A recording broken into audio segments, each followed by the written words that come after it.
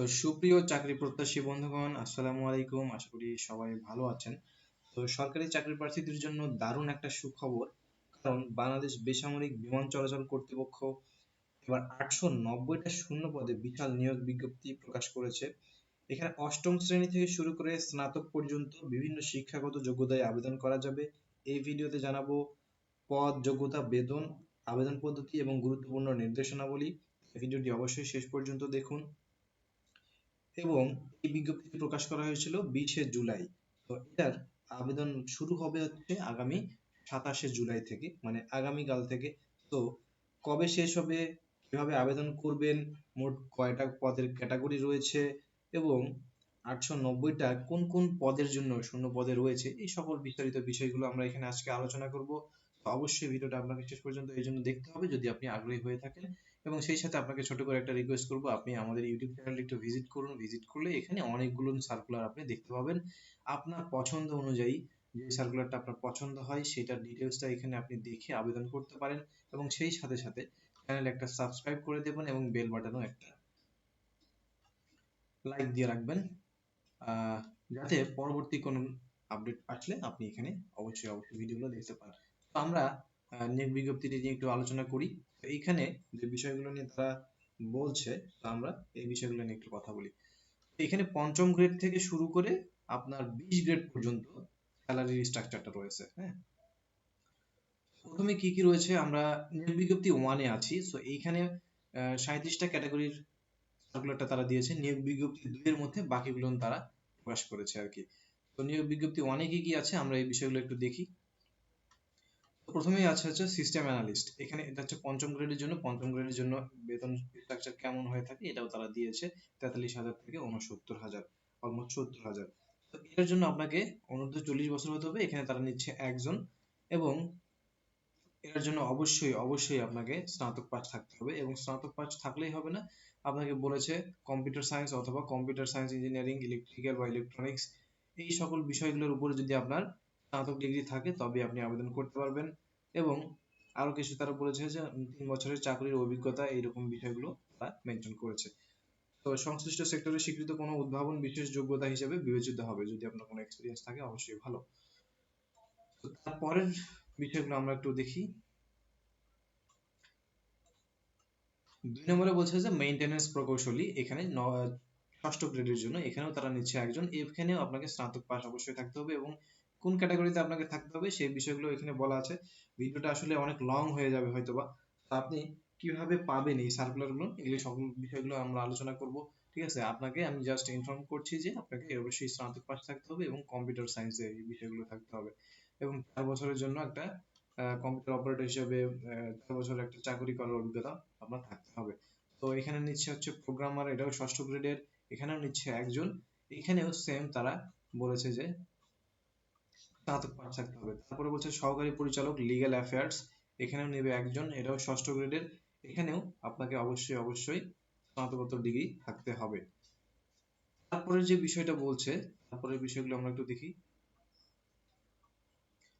5 নম্বরে বলছে সহকারী পরিচালক অ্যাবসেক অপস, ষষ্ঠ গ্রেডের। এখানে নেবে 5 জন।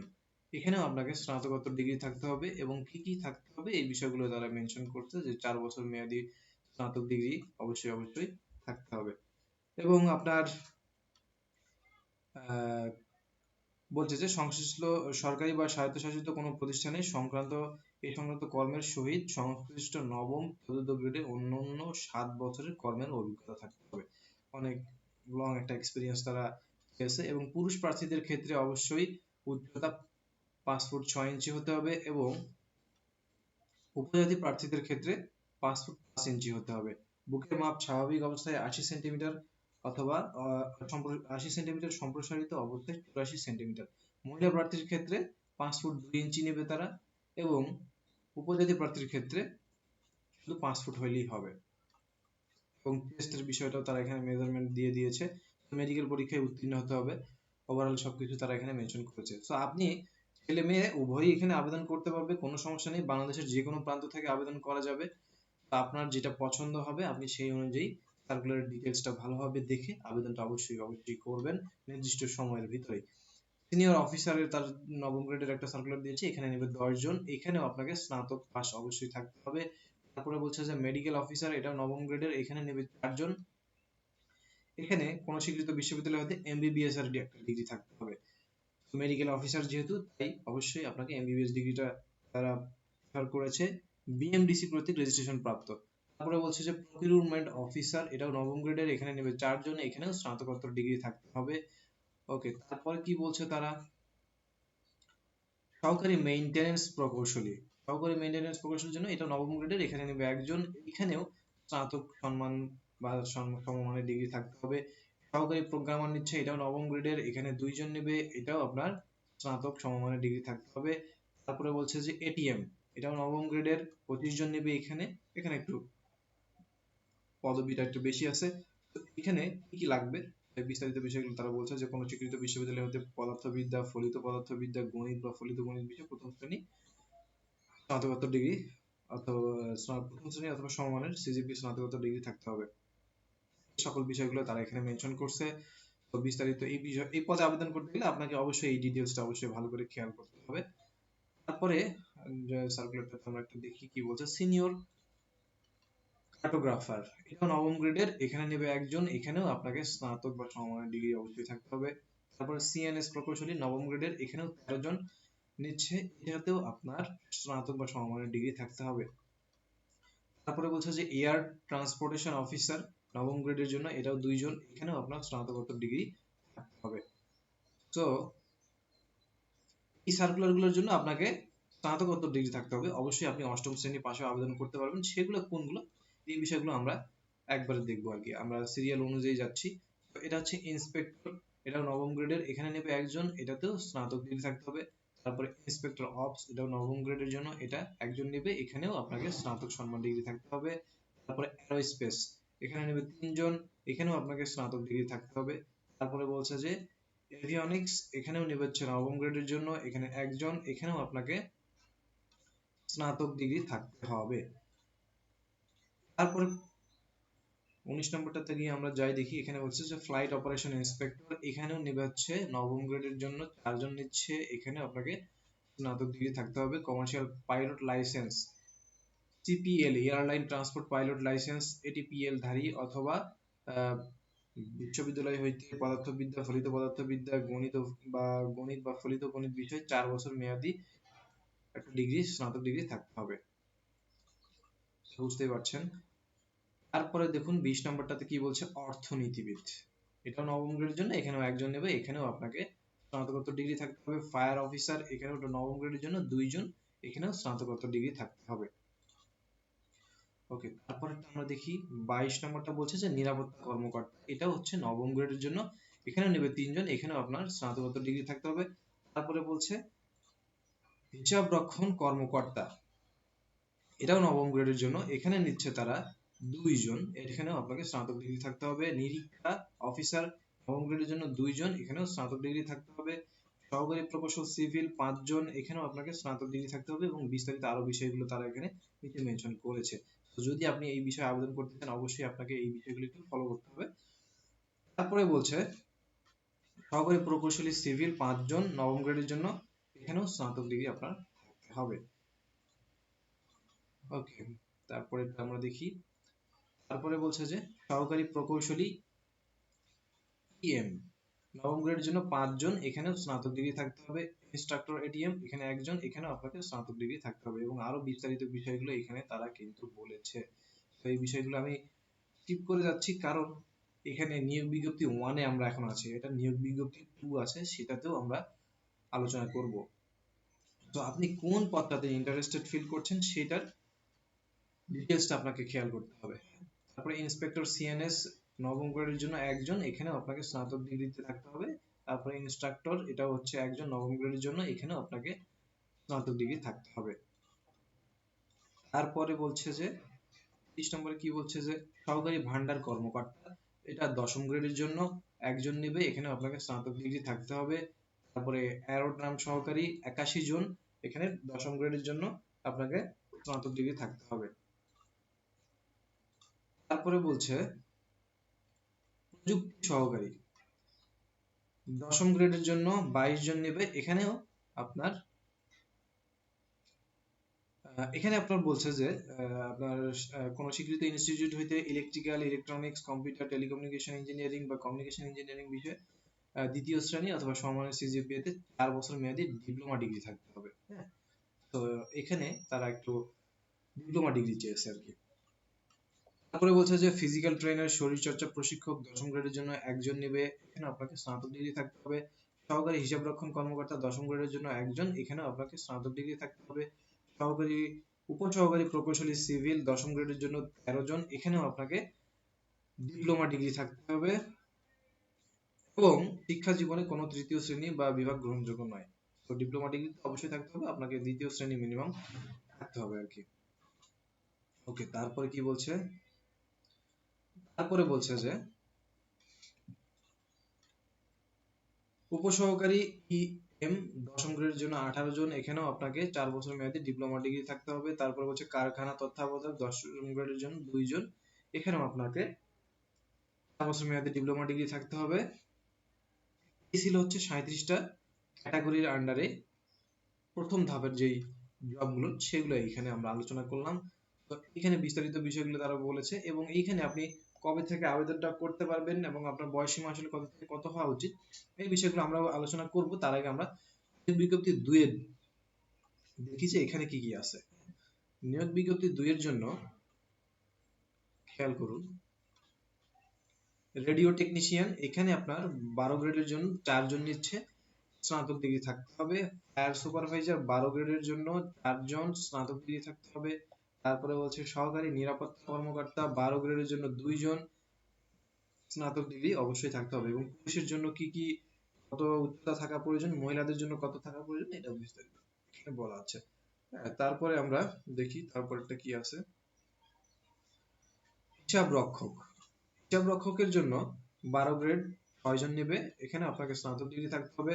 সম্পত্তি পরিদর্শক 13 গ্রেডের জন্য 2 জন, এখানেও স্নাতক ডিগ্রি থাকতে হবে। হর্টিকালচার ইন্সপেক্টর 13 জন, 13 গ্রেডের জন্য 3 জন, স্নাতক ডিগ্রি থাকতে হবে। স্যানিটারি ইন্সপেক্টর 13 গ্রেডের জন্য 1 জন, এখানেও আপনাকে এখানে দেখুন এখানে আপনাকে 13 গ্রেডের জন্য মাধ্যমিক স্কুল সার্টিফিকেট মানে এসএসসি সমমানের পরীক্ষায় উত্তীর্ণ হতে হবে কোন স্বীকৃত ইনস্টিটিউট হতে, 3 বছর ডিপ্লোমা একটা সার্টিফিকেট ধারী হতে হবে।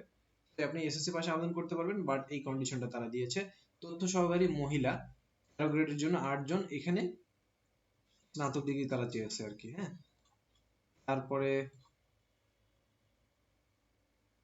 তারপরে দেখুন, তারপরে বলছে যে এয়ারপোর্ট ফায়ার লিডার 13 গ্রেডের জন্য 4 জন, এখানেও আপনাকে স্নাতক ডিগ্রি থাকতে হবে। নিরাপত্তা অধীক্ষক মহিলা 13 গ্রেডের জন্য 1 জন নেবে, এখানেও স্নাতক ডিগ্রি থাকতে হবে এবং উচ্চতা বিষয়গুলো এখানে তারা মেজারমেন্ট সহ সবকিছু দিয়ে দিয়েছে।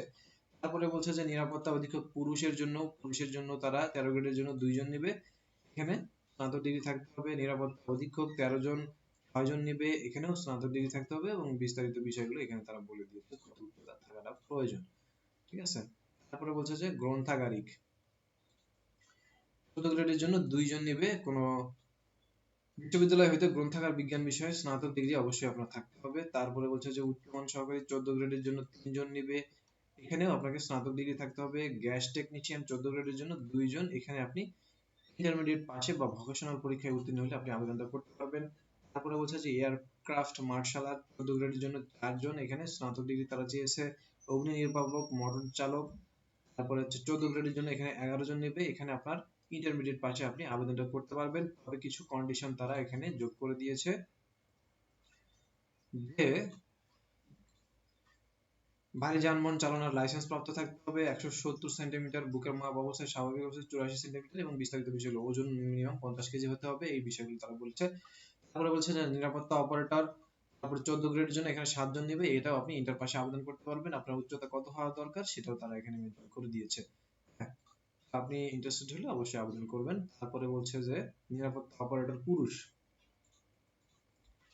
এটাও 14 গ্রেডের জন্য 2 জন, এখানেও আপনি ইন্টার পাশে আবেদন করতে পারবেন। তারপরে নিরাপত্তা অপারেটর মহিলা এখানে 1 জন নেবে, এটাও আপনি ইন্টার পাশে আবেদন করতে পারবেন। হিসাব সহকারী 14 গ্রেডের জন্য এটা 21 জন নিচ্ছে, এখানে আপনাকে স্নাতক ডিগ্রি থাকতে হবে অথবা ব্যবসায় শিক্ষা বা ব্যবসায় স্নাতক ডিগ্রি আর কি থাকতে হবে।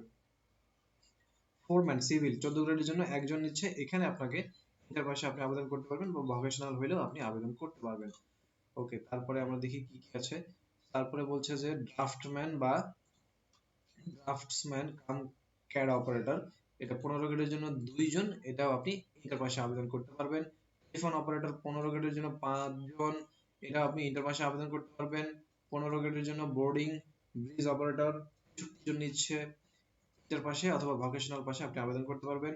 বহিরঙ্গন সহকারী 15 গ্রেডের জন্য 2 জন, এটা আপনি ইন্টার বা ভোকেশনাল পাশে আবেদন করতে পারবেন।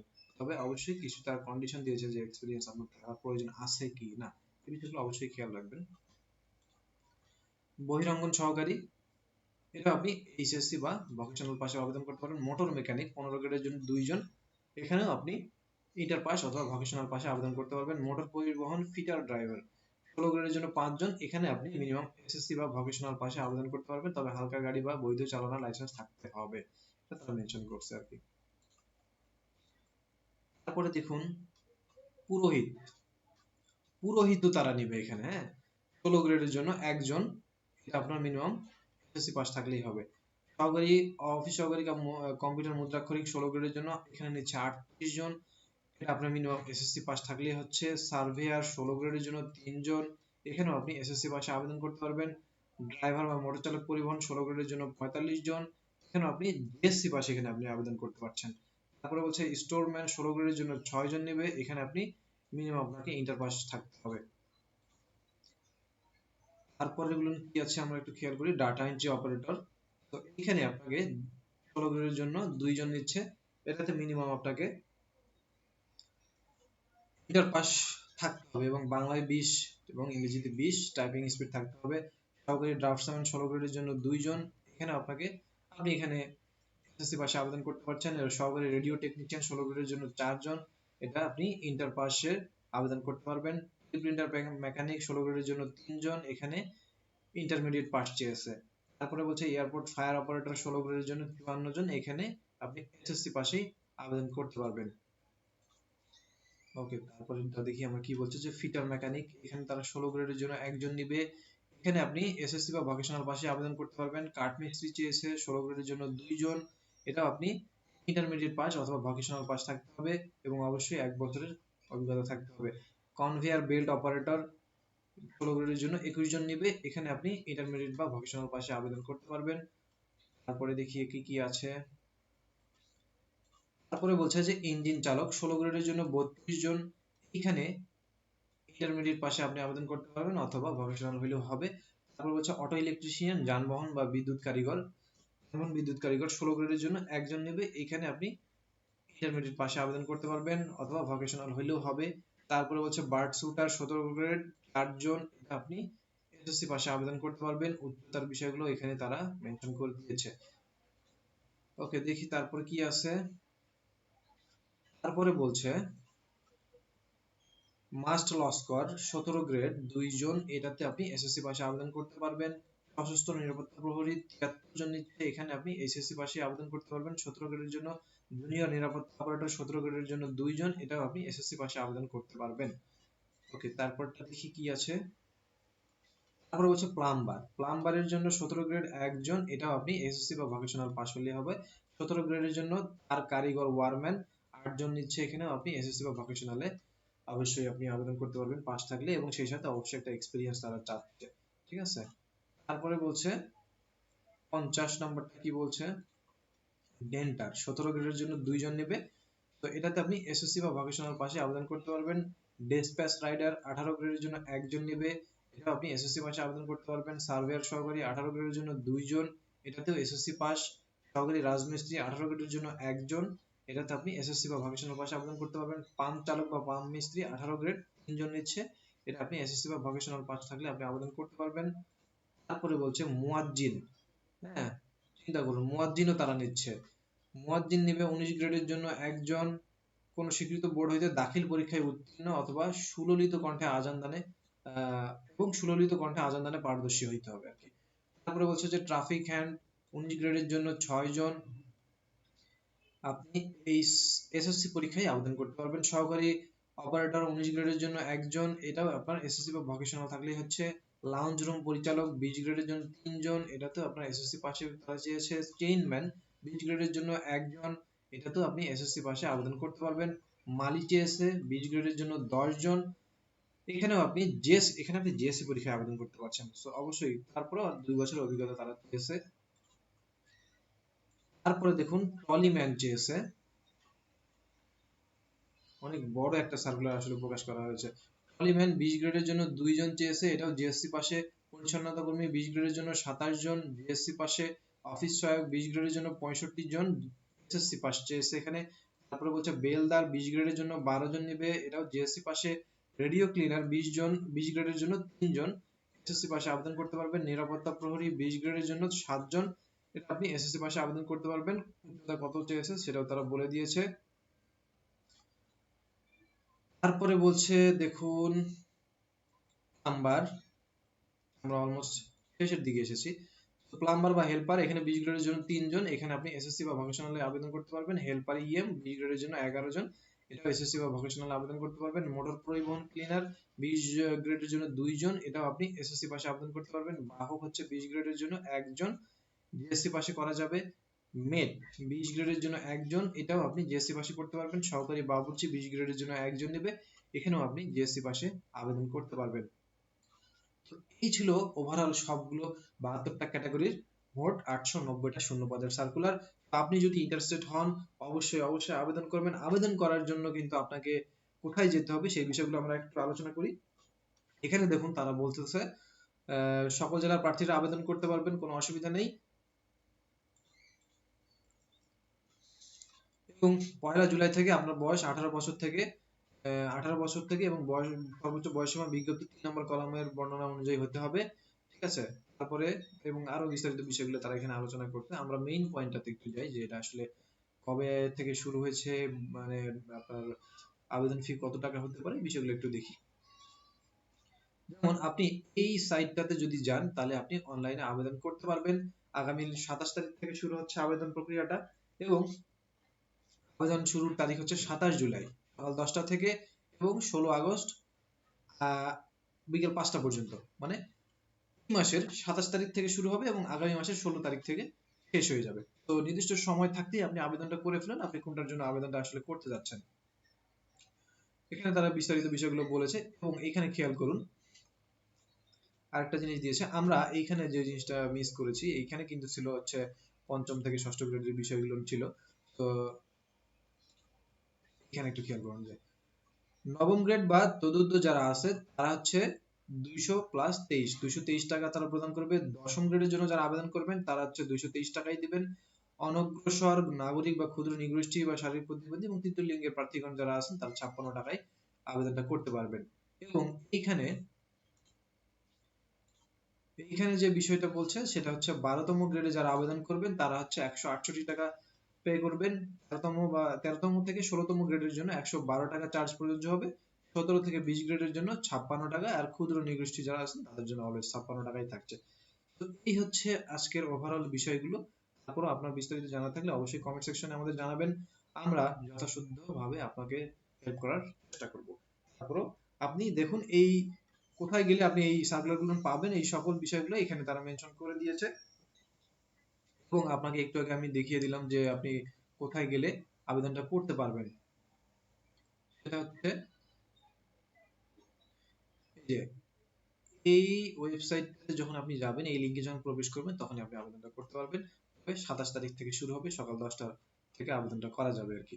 তো আজকের বিষয়বস্তু ছিল এটাই। তো আপনার সাথে কথা হবে পরবর্তী কোনো ভিডিওতে, ততদিন পর্যন্ত সবাই ভালো থাকবেন। আল্লাহ হাফেজ।